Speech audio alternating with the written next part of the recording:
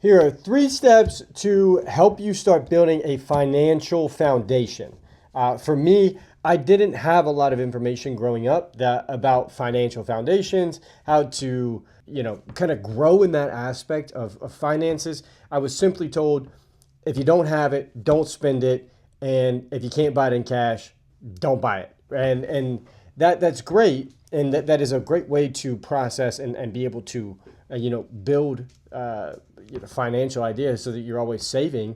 Or if you can't buy it twice, then don't buy it once.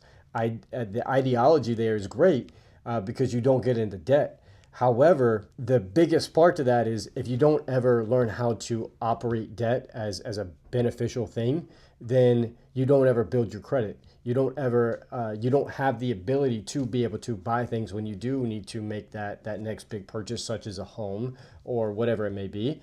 And then some people just don't ever learn the idea of how to manage debt, or how to bring in good debt and what is good versus bad.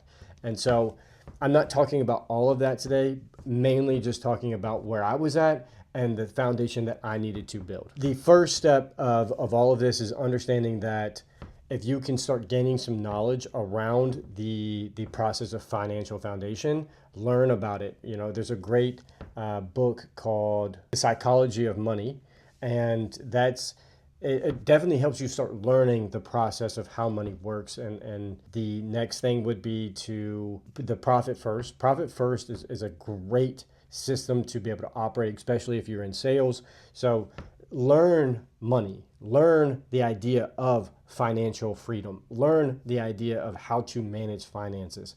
And then so that's where we're going to go into these next few steps here. And number one, I know I already said number one, but number one, understand your budget, understand your outspend, understand how much is incoming, and just start understanding what sort of budgeting system that you will be able to operate with.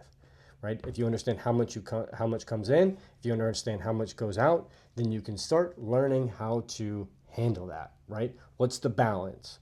How are you saving more, or are you spending more?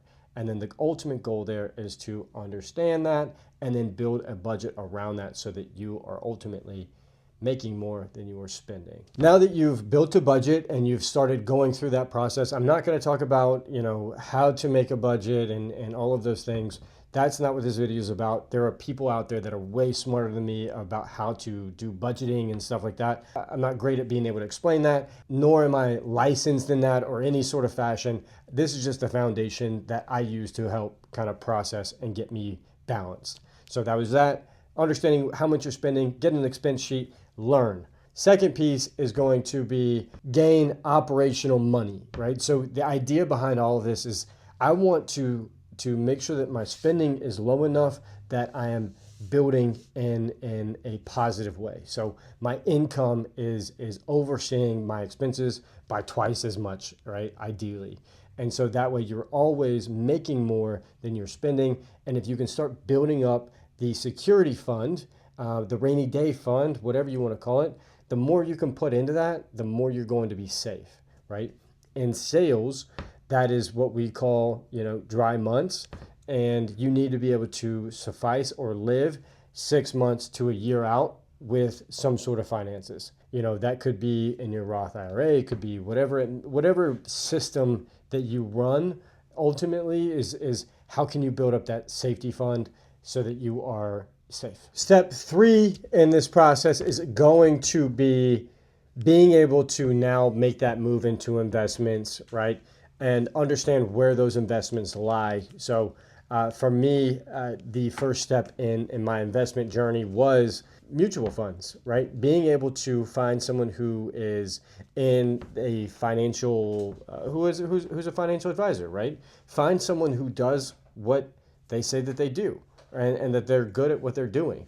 And so if you can find a financial advisor, right? Edward Jones, whatever company that you want to, fill in the blank there with. The idea is, how can you connect with that person? Start being able to build up those assets, right? They're going to be able to guide you. So if you don't have a lot of money to put into it, they'll show you how to start building that up. And then ultimately, you are going to start getting into that space where you are always being able to to grow your financial assets. And so that would be the next thing.